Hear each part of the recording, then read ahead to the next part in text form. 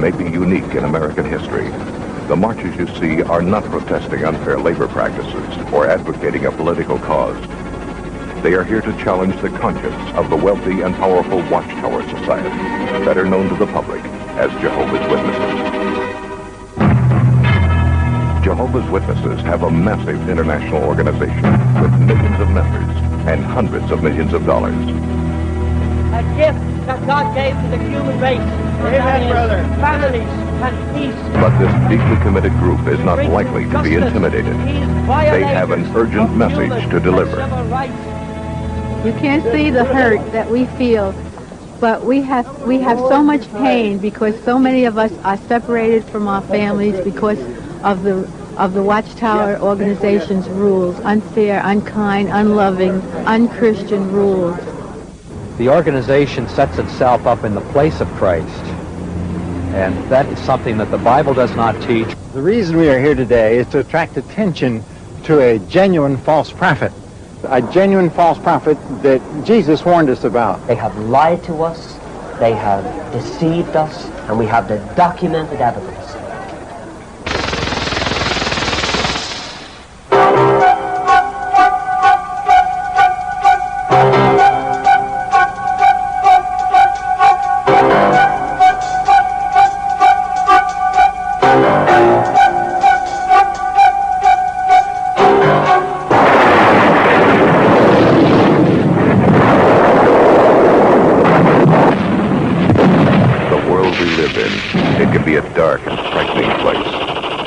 Breeding place for greed, heartbreak, evil, a nightmare far removed from mankind's greatest dream, paradise.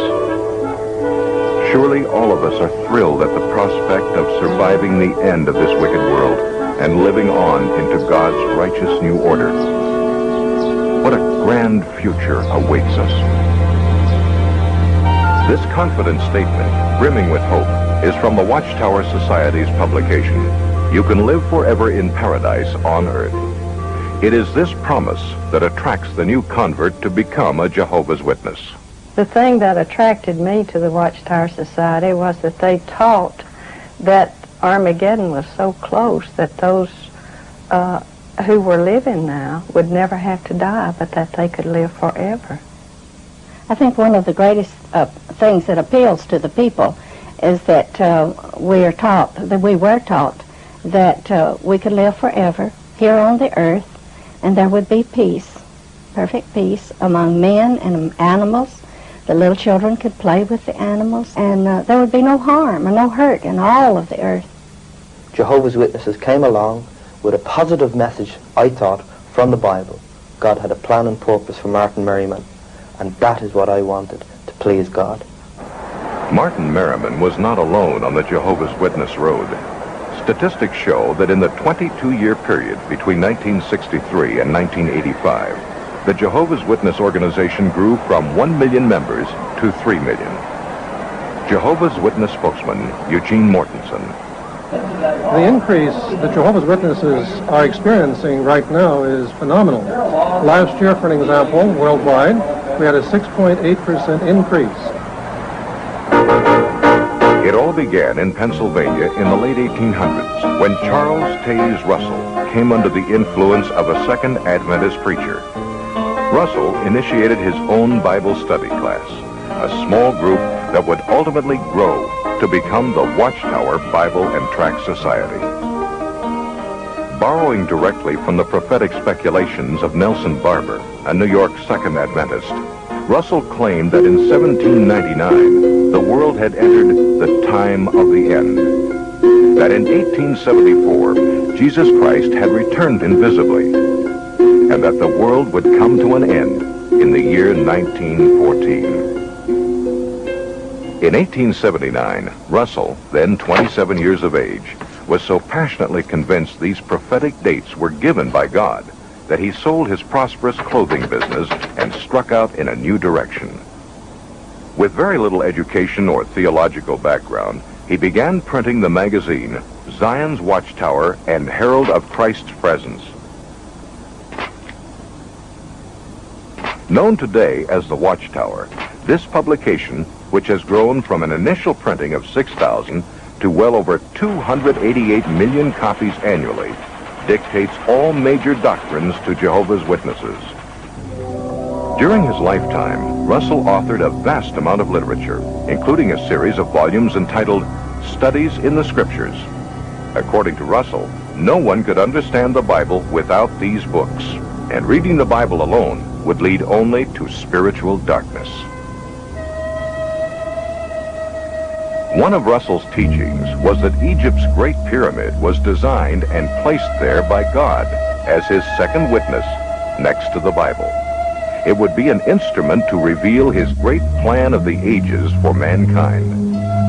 This measurement indicates the length of the year, the weight of the earth, the distance to the sun, etc. Russell believed his dates and chronology were confirmed by the measurements of the interior passageways of the Great Pyramid. According to Russell, the passageways verified 1914 as the year the world would end. Finally, 1914 came and went. Russell and his followers were not raptured from the earth, and the end had not come. John Knight, who was 15 years old at the time, remembers what came next. Well, when 1914 came, of course, we had to change our views, just like we had to change the views later. The date was pushed forward to 1915, then 1918. Certainly Armageddon was just around the corner.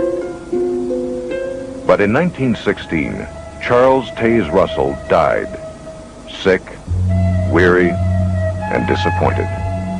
A massive stone pyramid stands today at his gravesite as an embarrassing reminder of his false prophecies. Through hard-fisted, inside political manipulation, Joseph Franklin Rutherford, a Missouri lawyer who had given himself the title of judge, became the second president of the Watchtower Bible and Tract Society in 1917. In 1918, Judge Rutherford's lecture, entitled Millions Now Living Will Never Die, was the beginning of a worldwide recruiting effort called the Millions Campaign. Not too surprisingly, it proclaimed the coming destruction of the existing world. It would happen soon, in 1925. Based upon the promises set forth in the divine word, we must reach the positive and indisputable conclusion that millions now living will never die. In 1920, the Millions book was published. In it, Rutherford claimed the Bible proved that in 1925, Abraham, Isaac, Jacob, and other faithful men of old were to be resurrected, to rule henceforth as princes on the new paradise earth. Fully convinced that Rutherford's prophecy was true, many witnesses sold their homes and businesses and took to the road. Living in cars and trucks like itinerant peddlers, they spread the warning. As 1925 drew closer, some farmers even refused to plant crops because they believed the end was at hand. Finally, 1925 came. And, as in 1914, nothing happened. Once again, the Watchtower Society's prophecy had proven false. As Russell had done, Rutherford doggedly held to the story that the end was just around the corner. In 1929, the judge had this palatial mansion constructed. It was deeded to Abraham, Isaac, and Jacob, so they and other ancient worthies would have a place to live when they were resurrected. Located in an exclusive district of San Diego, it was given the name Beth Sarim, Hebrew for House of the Princes.